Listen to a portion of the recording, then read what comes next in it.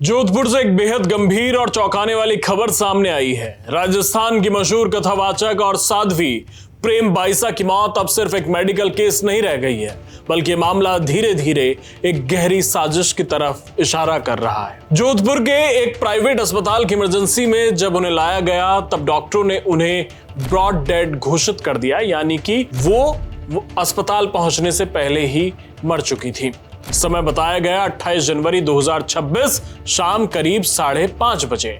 सवाल यही है कि आखिर ऐसा क्या हुआ कि एक सक्रिय सार्वजनिक जीवन जीने वाली साध्वी अस्पताल पहुंचने से पहले ही दम तोड़ देती है।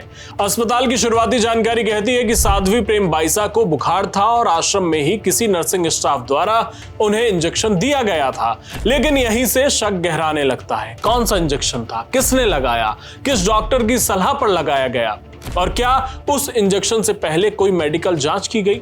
इन तमाम सवालों के जवाब अब तक साफ नहीं है। जिस तरह से मौत के बाद की प्रक्रिया पूरी की गई, उसने भी कई संदेह खड़े कर दिए हैं। लेकिन इस पूरे मामले को सबसे रहस्यमयी मोड़ तब मिलता है, यानी कि इस पर जो शक है वो तब होता है जब रात 9:28 पर साध्वी की मौत के करीब 4 घंटे बाद उनके आधिकारिक इंस्टाग्राम अकाउंट से एक पोस्ट सामने आती है।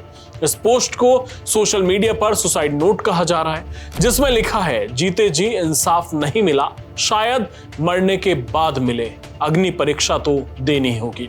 सवाल यह नहीं है कि पोस्ट में क्या लिखा है, सवाल यह है कि अगर मौत शाम को 5:30 बजे हो चुकी थी, तो रात 9:30 बजे ये पोस्ट किसने की?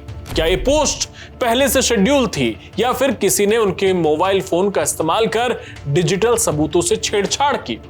इस संदिग्ध मौत का रिश्ता पिछले साल के उस वायरल वीडियो से भी जुड़ता है, जिसमें साध्वी प्रेम बाईसा ने खुद दावा किया था कि उन्हें 20 लाख रुपए के लिए ब्लैकमेल किया जा रहा है और एक एआई वीडियो पब्लिश कर दिया गया है। उन्होंने इसे खुली साजिश बताया था और संत समाज से न्याय की गुहार लगाते हुए अग्नि परीक्षा देने की बात कही थी।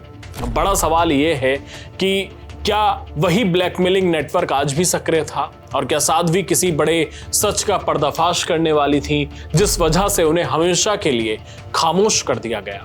मौत के बाद शव को बिना एम्बुलेंस ले जाना, पोस्टमार्टम की प्रक्रिया में देरी और शुरुआती जांच में दिखाई दे रही ढिलाई इस पूरे मामले को और संदिग्ध बनाती है। यही वजह है कि अब यह मामला राजनीतिक स्तर तक पहुंच चुका है। सांसद हनुमान बेनीवाल ने मुख्यमंत्री और डीजीपी से इस पूरे प्रकरण की उच्च स्तरीय और निष्पक्ष जांच की मांग की है। पुलिस अब उस कथित injection, mobile phone, digital data की जांच की बात कर रही है, लेकिन जमीन पर अब तक कोई ठोस नतीजा सामने नहीं आया है। सवाल सीधा है, क्या यह आत्महत्या है या फिर एक सोची समझी हत्या?